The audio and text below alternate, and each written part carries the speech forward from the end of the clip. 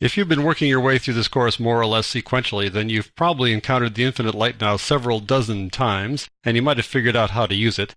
But to make sure we're on the same page, I want to show you its properties in this lesson. To follow along, go to Working Files and go to Photoshop Projects and go down to Lighting, a project we're going to see several times in this chapter. This 3D layer has three lights on it already, infinite, point, and spot. We're going to work with infinite here and then point and spot on the upcoming two lessons. I'll click on it to make it active, and then now to see the controller, I've got to go click on the Move tool. Now if the infinite light is not selected, let's say you've got current view selected, you can always click on this little guy up here and that turns on the infinite light controller. Now we have two other lights here, so where are their controllers? Well, they're not showing up because both of them are on screen. We're going to work with these guys later, but right now that's their location. And as long as you can see them on the screen, the little controllers here won't show up. But the infinite light controller is always there. It's very nice to be able to access that. All right, now what is the infinite light?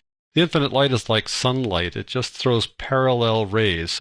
It illuminates everything equally perpendicular to its direction. So right now all the faces here are illuminated the same. I'll move it around a little bit by clicking on this control handle there, moving it around like that.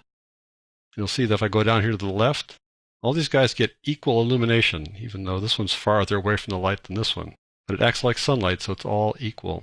You can throw the light behind an object. If I keep on lifting this up like this or pulling it down, I'll get to some point where I got to keep on going. See how that works? I'll go up this way instead. Eventually I run out of real estate. Kind of grab it again, grab it again. Eventually I'll be able to turn it all the way around to get the light behind it like that. It's a little confusing when it's dark like this and you're going, which direction do I go? If I take this guy to the left, normally that would move the light to the left, but in fact it moves it to the right because it's backwards right now. Now sometimes when you've got something like this where it's backlit, you put another light in front just to give it a little bit of lighting to kind of let people see this without blowing it out so you don't lose the effect of that backlighting. I'll talk about using multiple lights in an upcoming lesson. A couple of properties regarding the infinite light. Let's go take a look at its properties over here. Notice it says Preset Custom. This shows up every time you make a new layer. It always says Custom. You can set the color of the light, and that's sometimes helpful if you want to give a different mood to a scene. Let's say we want to give this more of a warm look, afternoon look, for example, which doesn't really apply to this photograph, but let's try that anyways. I'll click on the color swatch. Notice that as you move it around, you can see the effect of the color change immediately, which is kind of nice. Notice that I selected blue here, but it looks green. That's because the blue light is mixing with the yellow text. I'll just click cancel there. The other thing you control over here is the shadow softness and whether there is a shadow. The little checkbox there says whether you want a shadow or not. I'm going to take this guy so you can see the shadow, no doubt about it there. You turn it on and off here. Now you may think that you turn the shadow on and off in the environment panel, but not quite. Let me click on the 3D panel and go to environment. What the environment controls in the ground plane is the color of the shadow and the opacity of the shadow. But each individual light determines whether a shadow is turned on or off and the shadow softness for that light. So I'm going to go back to the light here. And there's a little checkbox whether it's on or off and the softness. All right, now that is kind of a hard shadow and doesn't really match the scene at all. So softening it up is a good idea. So move it to the right a bit here. It's going to look really crummy. Pretty busy looking there, especially right there. But let's render that. We'll see how it looks now. All right, I just fast forwarded a bit here, and this is still not even 99% left to go. We got a long ways to go before we finish doing the rendering here, but you can see what it's going to look like. It definitely softens the shadow up here in the ground plane, and also beginning to fix it up here on the letters. So it is kind of noisy, but that'll be changed as we render it further.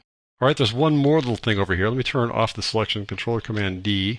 There's something called Move to View. Now, Move to View is helpful when you're working with a spotlight or a point light, but it's almost useless when you're working with an infinite light. Let's go back, get the selection going here so we can see it. Right now, the light is pointing, so it's shining its shadows off to the left here.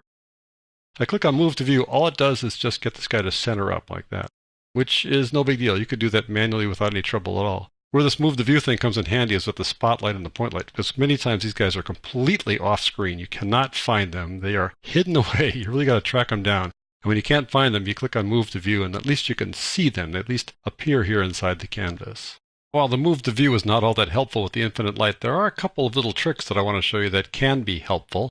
One lets you aim the light. If you hover your cursor anywhere here and then press down the Alt key in Windows or the Option key on Mac, then you can aim your light at that spot like that.